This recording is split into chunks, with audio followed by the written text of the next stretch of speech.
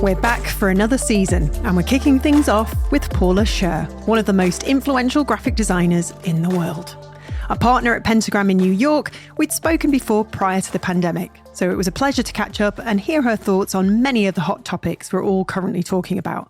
That's whether it's new technology, our changing culture, the rise of AI, or our value as creatives. Paula has just launched a new course with BBC Maestro. Simply titled Graphic Design, it explores the techniques central to successful visual communication. It draws from her own amazing career and gives us exclusive insight into her vision and creative practice. As Paula puts it, I will guide you through the elements that I have found, time and time again, lie at the heart of good graphic design.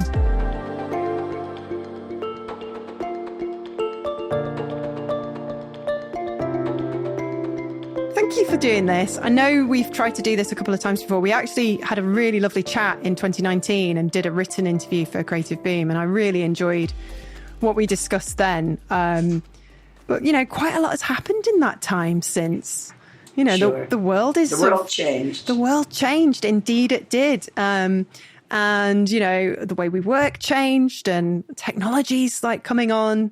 You know, how are you feeling? How's 2023 doing for you? So far, so good, Yeah. I have to say. I mean, it wasn't, the first half of the year was a little recession scary, but it's ending nicely. And the next 3 months look good. And then we are into 24 and we'll see how that one goes. Oh, my goodness. I know. I cannot believe how quickly time goes by the older we get. It's just, it fascinates me. Like, what, it's October? I mean, come on. It's amazing. It's Yeah. amazing. It just swings around so fast.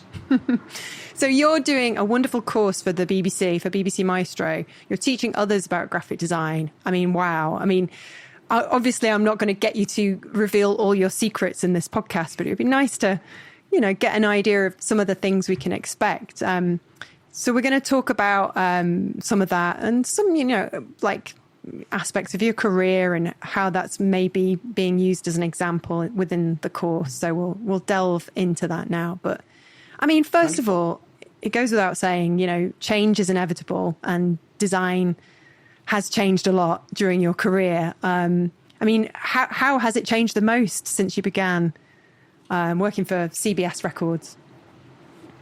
Well, obviously the technology. I mean, technology, when I worked at CBS Records, we did everything by hand. You know, I used to comp things by hand. If I had to show typography on top of a photograph, I would paint it. So, you know, it's sort of, it's absolutely extreme. But on the other side of things, what happened is that people's understanding and knowledge about what design can do has grown immensely. So you have a much more educated audience. In some ways, that makes things better, and in some ways, that makes things worse because they have more questions about things because they know more. It's true. It's like when we go to the doctors and we've self-diagnosed. That's right. Some of the doctors would like to throw you out. yeah, I'm pretty sure mine does every time I see her. And like, I guess back then, the big sort of technological revolution, it was in the 80s when the computers came along. I mean, that just changed the profession overnight, really. Yes, but it really wasn't not until the late 80s, early 90s, where you began to feel it. That's when desktop publishing really began as a big thing. And it actually obliterated illustrators' work because people began using found art, and designers found that they didn't have to pay those fees. So it began to really hurt industries. Typesetters closed up. So you saw, and the problem was that it happened faster than what replaced it was worth, because in very many instances, typography, that's probably the worst period of type in the history of design, because you were dependent on what was available on your computer. And that stuff was bad, really bad drawn. ITC Garamond, the ugliest font known to mankind. It should be pushed in the closet. And it was on everything. It just kind of, like any technology that comes along, jobs change, jobs go, new jobs come along. And we're seeing that now with AI. I mean, gosh, that is Do you know how that's sort of going to play with all the experience you've had, or are you just? Yeah, I think I do. I really do. It's some of it's not great, some of it is great. I think for design, AI is going to take away a lot of jobs. It's going to take away a lot of administrative jobs. It will take away jobs that have to do with project management and keeping records of phone conversations and meetings. You can do that already. There's a certain AI, I forgot the name of it, but you Whisper? can go on and no, I don't think it was called Whisper. It was a software that has its sort of own site, and you can go to it and you can attach it to your computer and have a meeting and have the meeting completely recorded with schedules written, with a reading of the audience in terms of how they responded to what you were saying. I mean, it's really quite amazing. And that eliminates the score of jobs, which is sad because I think that human interaction is wonderful in a day. But I think that more designers are going to be able to operate it with a very low overhead, and that young designers who learn how to work with the technology are going to benefit the most because they'll not have been accustomed to using assistants and other people, and they'll be directing electronically to an electronic brain that will put out what they want or what they don't want. And I think it's going to be huge change. I don't necessarily think it's going to make design better or worse. I think in the end, I'm a believer that a machine is a tool, and that behind that tool is still a human being. When the people are tools and the machine is running things, then we really have to worry. Okay. But I think we got a little bit of a time before that happens, but it will change the way people operate. It's scary. So is it still worth, the youngsters coming into the industry now, is it still worth them pursuing a career in graphic design? Absolutely.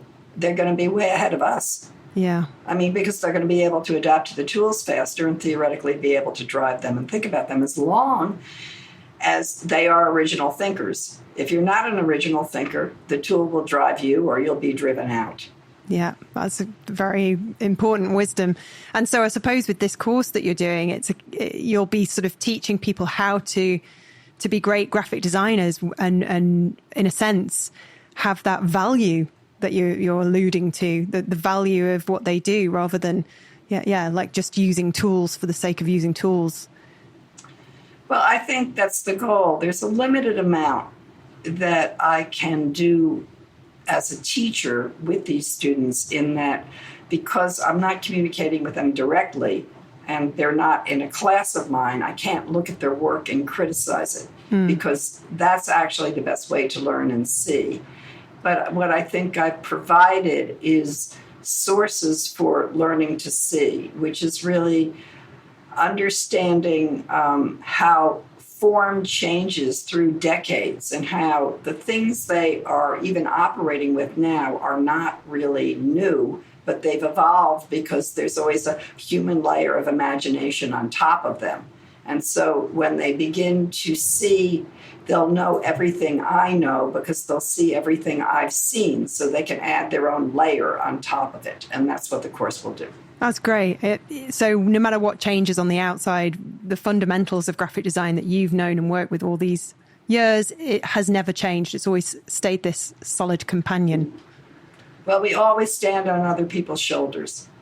And that's the way learning grows. And that's true of every profession where something is invented. And that the goal is to elevate the expectation of design so invention can happen.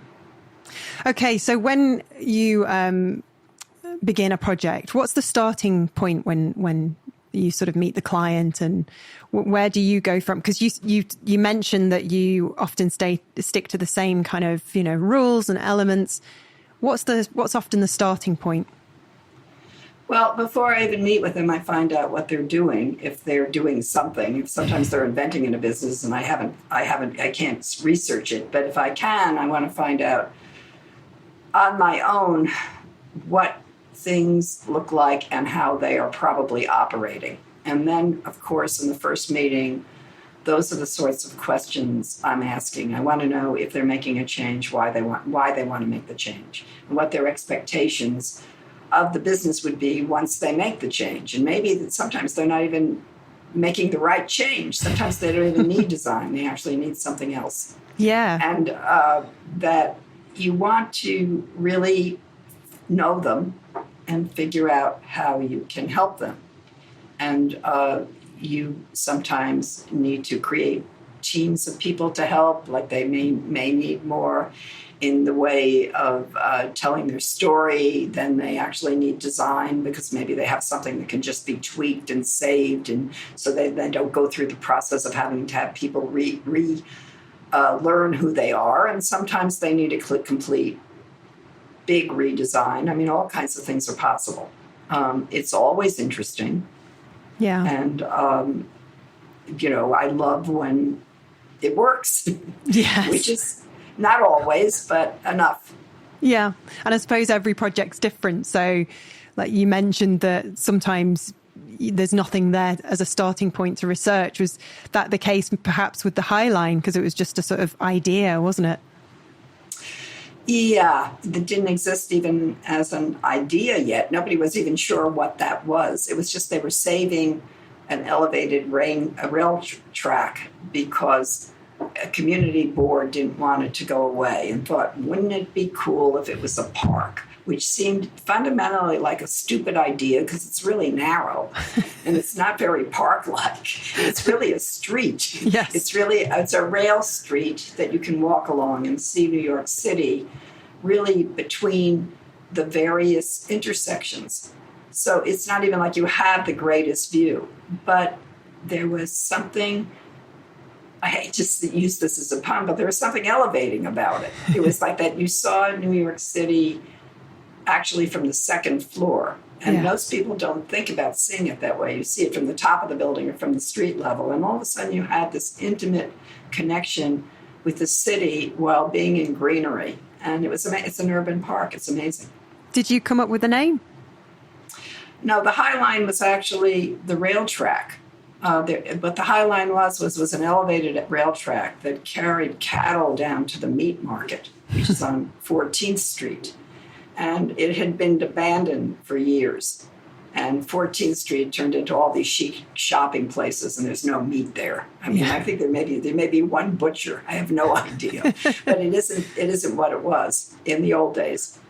And the notion of the design of it was I felt it had to be industrial, not park-like. So the kind of typography I used was from the industrial age of when railroads were being built all over the world. And I used something that was an Egyptian font because it came from building the canal at the Suez Canal, was where this kind of slab serif typography was invented. So I thought, okay, that'll be appropriate, and use sort of a modern version of that. And the logo was essentially a rail track. It's two lines that are vertical with two horizontal lines that make a track, and it's an H. It was the first thing I drew. There was nothing going to be better than that. And, it is 24 or 5 years later, and it's still there. Amazing.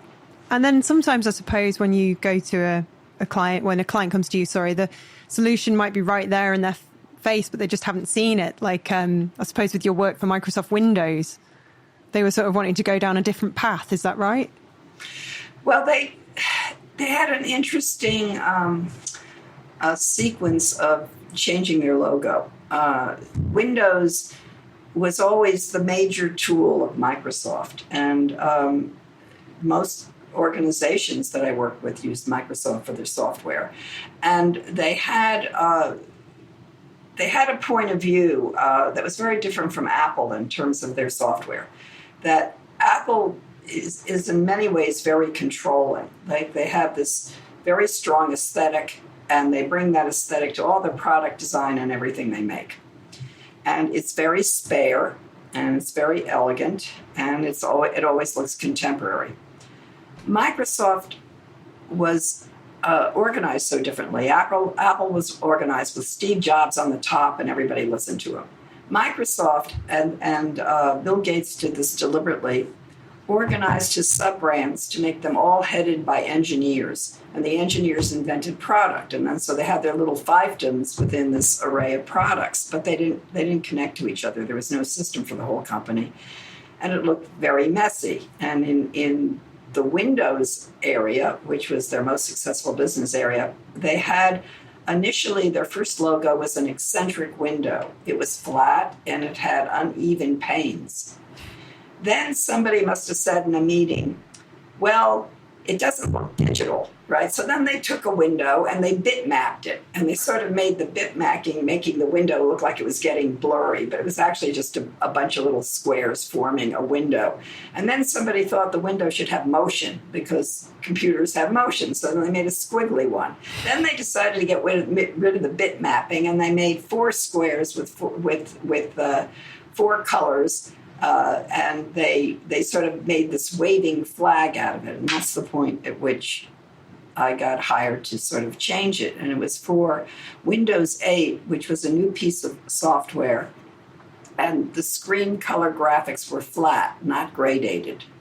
Now, at that period of time, Apple, Google, and if you go and look at all the Windows, because this is 2012, they had these very gradated,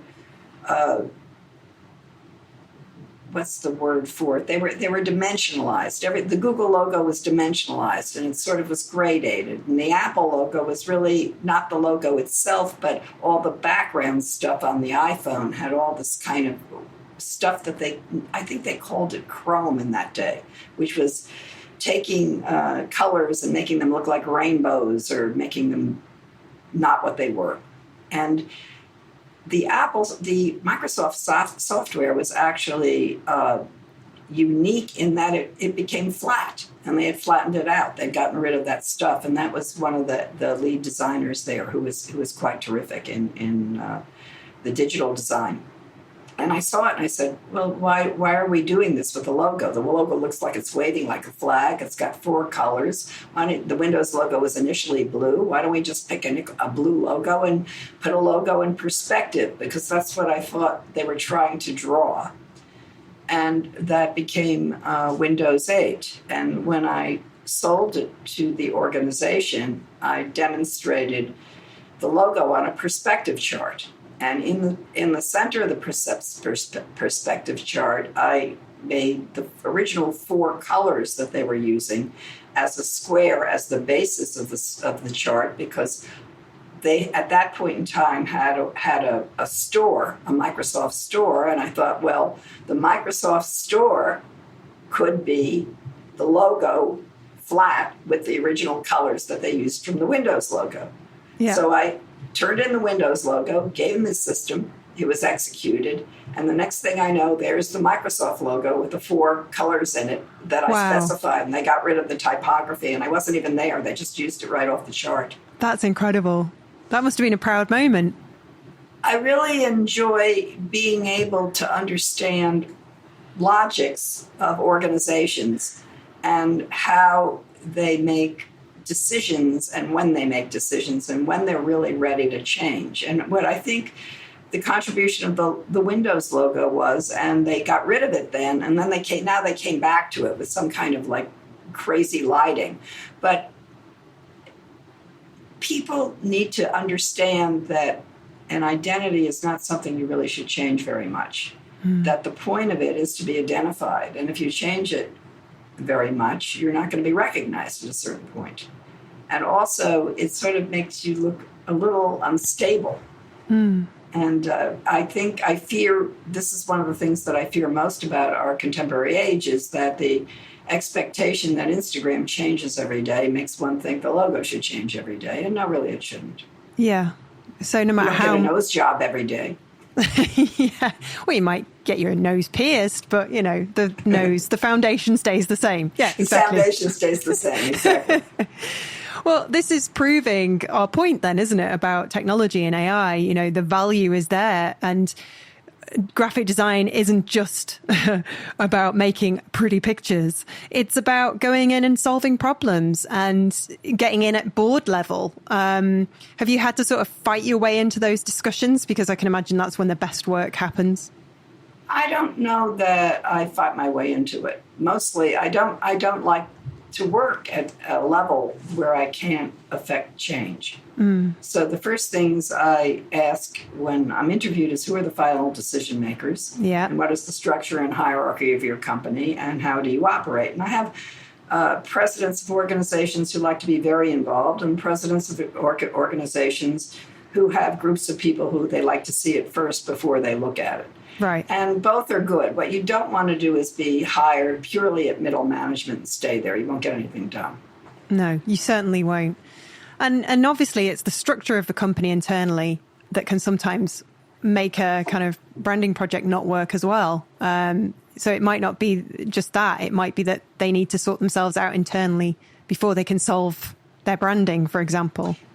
That's absolutely true, and it happens very often. Yeah. You know, they think they'll, and what they discover is they have to sort of change this decision-making process, and they have to be able to get groups of people on the same page in terms of understanding, which requires a lot of education. Have you had to say that sometimes? You're not ready for this yet? You're not ready to work with me yet? You need to go away and do this first? Yeah, I've done that. Yeah. Great. That's nice to know. Having worked in this industry as well, it's you think it, you know, you don't expect when you start out that you'll end up being involved in those conversations at that level, but we can't do our jobs very well unless we are at that table.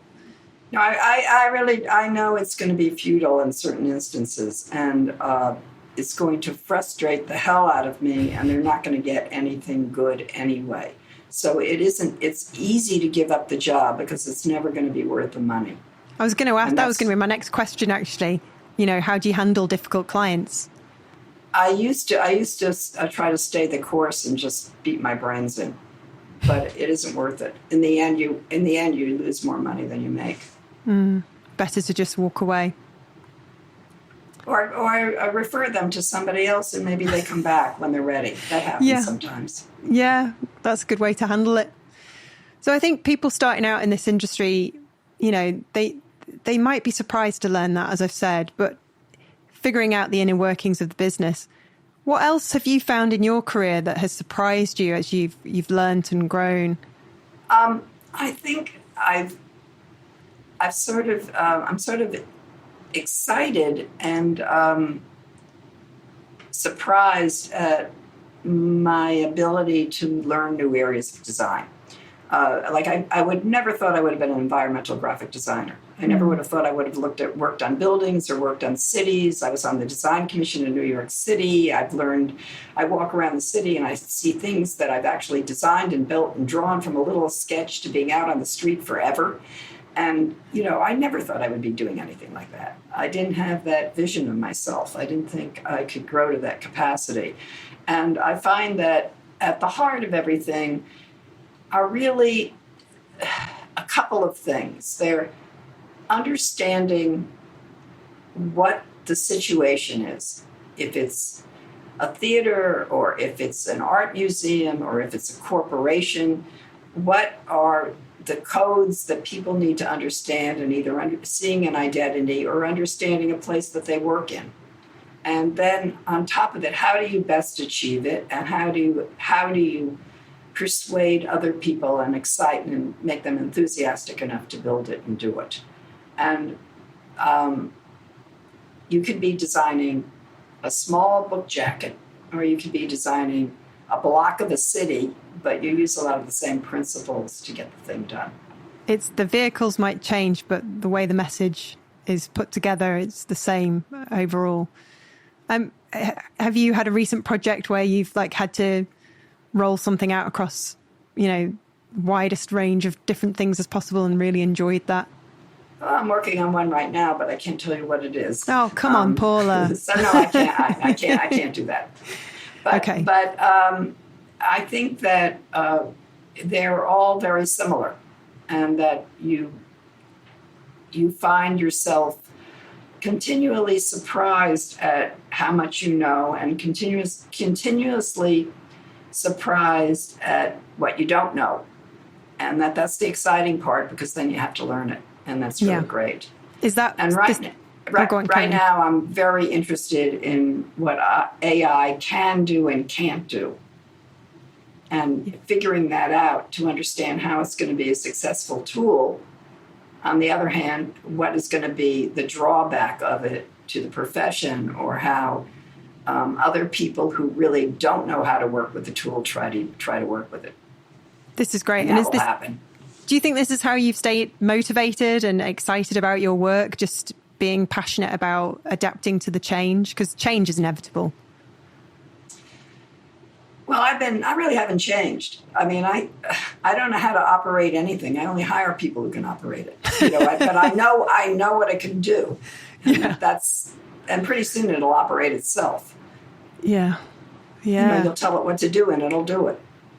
I mean, we can do that now, and we're probably not far off the AI being able to prompt itself. I mean, did I read somewhere there are jobs in San Francisco at the moment paying, hundreds of thousands of dollars to people who are prompt engineers. But I expect they'll be the shortest lived professions in history, because they'll be sort of redundant in a couple of years' time. It's a fascinating time to be alive. A little bit scary. It's terrifying. Yes. Yeah. I mean, we've all watched Terminator 2. Yep. Is part of the fun then when the client doesn't really know what they want, or is that to you a complete nightmare? The client not knowing what they want is dangerous. Because then you're sort of continually playing 20 questions. However, a client often doesn't think they know what they want, but they do know it when they see it. So that you can find out in what capacity and within what territory to begin to talk to them and show them things, and that you can show them things that educate them, or show them competing brands in their own area, or brands that have nothing to do with them and how people do things. And very often you'll find the client knows more about what they want than they even think. So that's what you have to do. It takes a bit of work, and it's really part of the first phase to get them ready to look at design. Yeah. That's great. And I suppose the best work comes from the best partnerships. It has to be a collaborative effort, right? Almost inevitably. Yeah.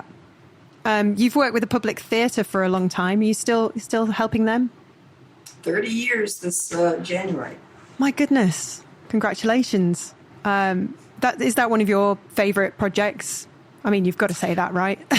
Well, why would I stay with it? As a matter of fact, at one point in time, they hit a real financial crisis with the first director, where they had two giant plays that had both gone to Broadway and bombed. And they lost some of the endowment of the theater, which is privately financed. So they had me working, and I agreed to work without pay for a period of, I don't know, about a half a year or so. Mm-hmm. Then they put me on the board of directors, and I went to the board of directors meetings, and I really didn't want to be there. I found half of them boring.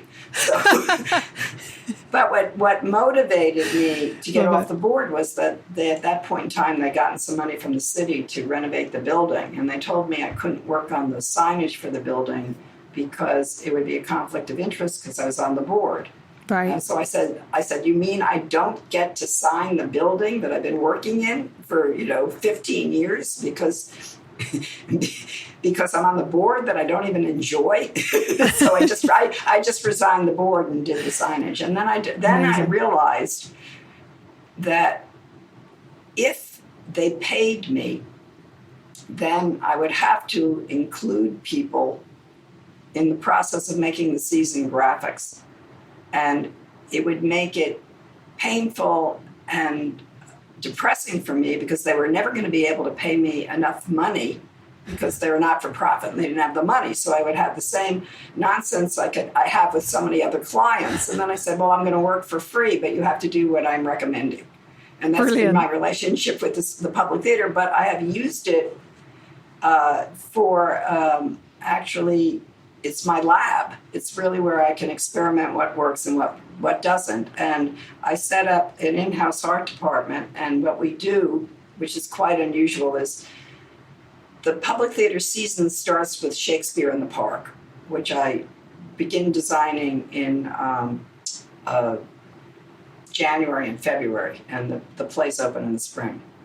And what I do in that capacity is I create the look of the season for the year. I don't change the logo. I don't even change the typography at all. It's really color system, use of the typography. Sometimes we use a thin version of the font or a fat version of font, or cut it up or stencil it or do all kinds of stuff with it. And then all the materials for all the programs of the public are designed with that for a course of a year. And then at the end of the year, we change the whole thing and do it for the next year. And it's been incredibly successful, because what ended up happening was people were buying tickets for individual plays, which the theaters and the public are very small, and you can't really make any sustainable money on that. But when we created seasons, people started buying memberships. Amazing. So it changed the whole aspect. Now, people are going back to buying individual tickets because COVID changed the behavior. So we have to rethink it again. But what I do is I use the public theater sort of as my lab, where I'm kind of figuring out how does the public respond to things, what do they see, and how can I make that continue and apply what I'm doing there for other people. And that's why it's my lab. What was the last interesting insight you got from it? Oh, that's a good question. I think it's really that people need first to recognize something. If you move it too far afield and they don't recognize it, they're going to be afraid of it. And that the second learning is that there are periods of time, and COVID is one, where behaviors of people change radically. And you can't say, oh, it's going to go away. It's factored into the behavior and it'll go forward. And COVID was one of those experiences. That's fascinating. So it's a question you probably get asked a lot. How do you ensure these brands stand the test of time? That's a really good question. I don't actually know the answer to it, but I have Citibank is, I think it's 26 or 7 years old now. Yep. The city, essentially, they tweaked the C on it, but they didn't really change the identity. The High Line is exactly as I designed it. Shake Shack is global, exactly as I designed it. And these things are all 20 years old. And I think that there's something where you cross a point. If a brand has progressed and become successful, you trust your logo even more because your consumer recognizes it, and you'd be crazy to change it. You know, you can tweak it. You don't want something to look dated or fusty, but there's no reason to change something that's actually working for you. And they're designed to be long-term, and they have an advantage over newer things that are designed that have to develop their own recognizability, particularly if it's a startup and you don't even know what it is. Yeah, it's true. And that's a part of successful branding, is the recognition and the loyalty and the credibility that comes with it. What about designers themselves? How do they stand the test of time? I think if you love designing and you find out how you can have the things that you want to make get made, you'll stay with it. If you become very, very frustrated by it because you've never been in a situation where you either had the power or the understanding of how to get other people to see, then you're going to be frustrated with it and want to leave. Yeah. I mean, as a designer, you do need to teach people how to see. Yeah, it's true. You do. It's the massive part of the job. You know, I was going to ask you a question. It's just completely left me. It was a good question. It's my Apple Watch telling me to stand up. It's so annoying. all these distractions we have these days. Do you have an Apple Watch? Or are you loyal to Microsoft? I don't like Apple Watches. No, it's very invasive. I don't know. I've become addicted to it, Paula. Have you got any advice? Shall I just throw it in the bin? Throw it in the bin. You can get along without it. Yeah, so if that's great advice for designers standing the test of time, and you say that, you know, to keep enjoying it, and if you're frustrated, I guess in that respect, a lot of people I know are very frightened of AI and what's coming. How do they kind of pivot and stay relevant, I suppose, as these tools change and evolve? The machine is a machine. You're a person. You're the boss. The machine's the machine. Exactly. We can switch them off. Absolutely. You're the boss. You have the idea. The machine, you're feeding the idea to the machine. The machine is going to combine it with other stuff that's already in the machine, but it's still a machine. So is there anything else that surprises you when working in this field, or is it a case of, you know, been there, done that? You know, do clients ever sort of come out with something that really kind of, but, you know, puts you, oh, I've never heard that before? Or do you think you've kind of pretty much covered it all? What amazes me now is how visually sophisticated clients have become. And that's a product of 30 years of people beginning really to understand not just what branding is, but how to recognize something that's designed versus something that is poorly executed. Everything is designed. Some things are good and some things are bad. But I find that there are very few of my clients who truly have bad taste, where there was a lot more of that back in the day, where people just came in and asked for just things that would humiliate a designer to have to do, or changes that were made to something that made something extraordinarily bad. I don't have that happen that much anymore. You don't have anybody say, make it pop? Make it bigger? Make it bigger? Make it pop? No. I used to. I don't now. They just don't. They don't because they know it's sort of icky. Yeah. It exhibits sort of bad taste. Yeah. Well, it's good to know. It's good to know the world's getting better. If you look back at the wealth of work unedited, not for a design book, you see how terrible things were. Love it. It's nice to look back, though, because then you see how much you've progressed and how much things have improved. True. Looking at designers again and how they might stand the test of time, is it important for designers to promote themselves? I mean, you've done a lot of that yourself. Actually, it depends on. I've taken opportunities, but I can't say that I actively promote myself. I don't have a website. I don't use Instagram. I don't use Twitter. Pentagram posts my work, and that's how it gets around. What happened to me was that in the 70s, late 70s especially, and 80s, everybody was aware of the fact that women designers were not put forward for any position of power or anything. And I was one of the few women who people knew because I made all these record covers, and the record covers won awards, and they got in shows. Then I would get asked to judge competitions, and then I was asked to be on panels. And for about 10 years, I was the only woman on every panel. And I would get the phone call, "Can you be on our panel? It's really hard to find women panelists," and stuff like that. It was really insulting and kind of terrible, but I went. So I would be exposed, and people began to know who I was. Then when I left CBS Records, I started my own business with a male partner, and I was the famous one. And that has continued because people vote for the name they know. Yeah, exactly. You know, So it does help. But it isn't like I went around and said, "Get me." I just sort of sat there and they called because they were lazy. Essentially, people are lazy. They don't look for somebody else.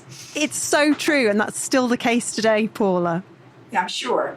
I'm sure. I've just sort of like rode this thing with it that I kind of never understood. But the other thing is you actually have to have something to say. Oh God, yeah. You know, what's the point otherwise? There is a little work involved, you know. Of course, and talent. You're not just a ticked box, Paula. No, but I was a beneficiary of that. I know that. Yeah, yeah. So what stopped you from going on social media? Have you ever had an Instagram or a Facebook, or did you just avoid it completely? I think it's stupid. I'm sorry. I just think it's dumb. I mean, I love it. Well, this is part of, I mean, I empathize with the users, you know, like I, particularly in self-promotion, but, you know, what is it called? The humble brag, you know, that there are people who go on Instagram and they say, "I'm so proud and honored to talk about this project I did for yada yada." Why don't you just put it up there and say "here"? You know, I mean, it is. It's why I've got. It kind of makes my skin crawl a little. Yes. And that's because I grew up in the day that isn't how you got known. The way you got known is you entered design competitions and had your work selected, and people could see the work in an annual. And there was no digital media, and you could have 5-6 pieces, and then all of a sudden the whole world of design knew who you were.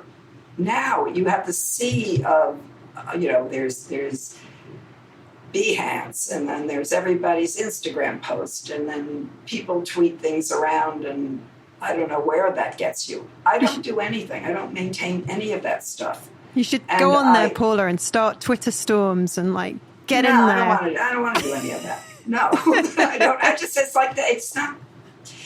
I look at it sometimes. I remember I was working for on America the Book with Jon Stewart, and at that point in time, that was really where people were. It was just the beginning of it, where people were beginning to say really nasty things about each other online, and it got very snarky. And Jon Stewart told me, because he'd already been victimized, he says, "Don't go anywhere near that." Yeah. It's good advice. I took his advice. It was because he had actually been hurt by it. You sort of read these terrible things about yourself. And that happened in the blogosphere when they were at the beginning of people writing treatise, what became brand new, was starting to become very snarky and nasty and human behavior, I guess, at its worst. So you've avoided that. Social media, do you think it's changed culture? Do you think it's changed people? I mean, it's certainly made politics very kind of divisive. It certainly has. I think the news media has as much to do with that as social media. Yeah. I mean, it gets clicks, doesn't it? And likes. Didn't they do a kind of test? If it was more negative, they got more kind of traffic. That's right. Ugh, horrible.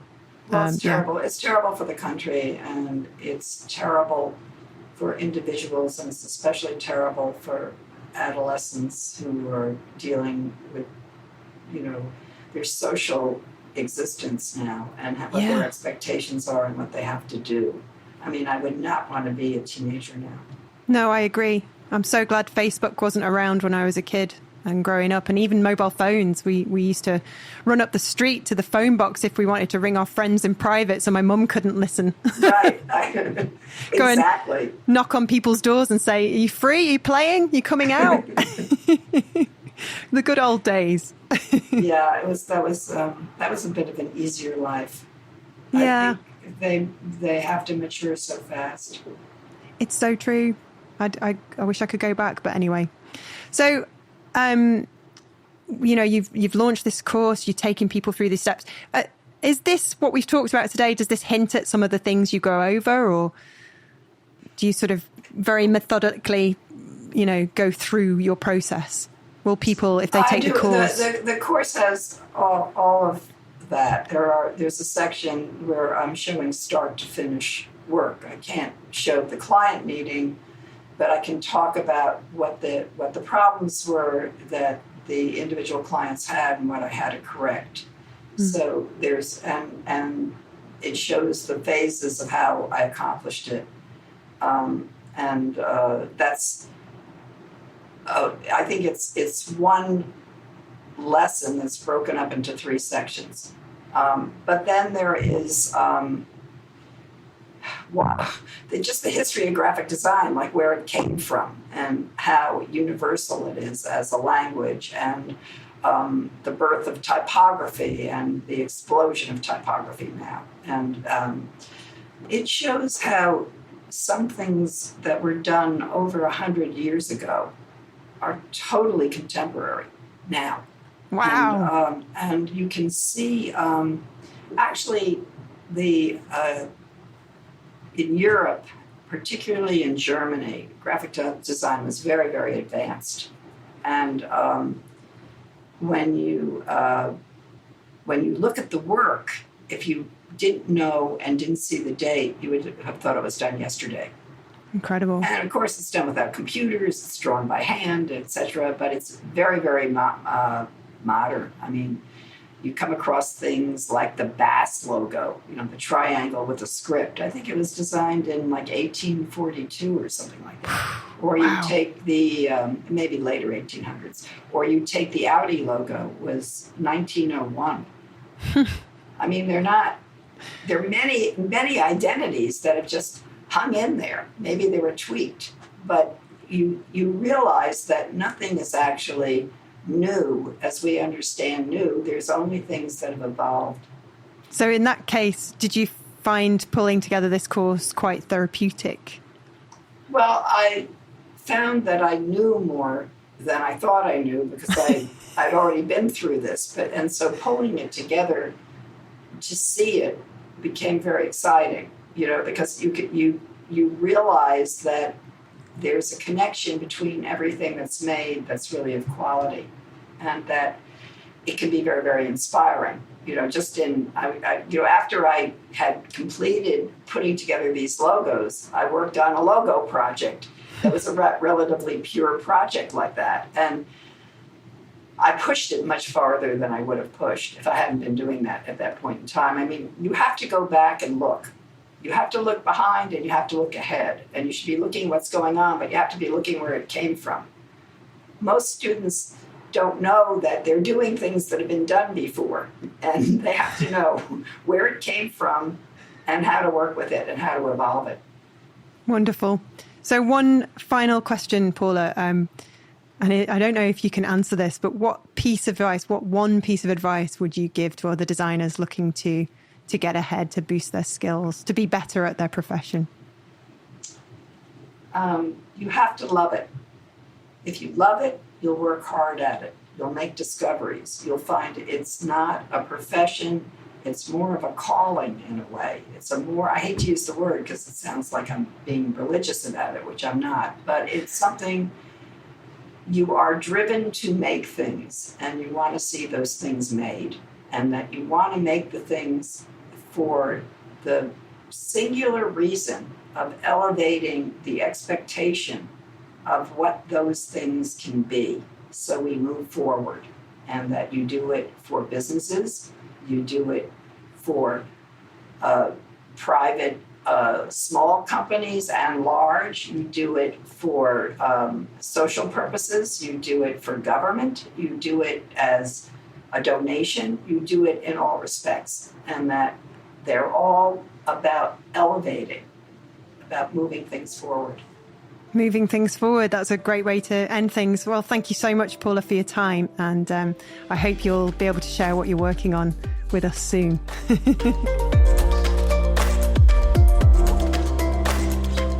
Thanks to Paula Scher for joining us this week.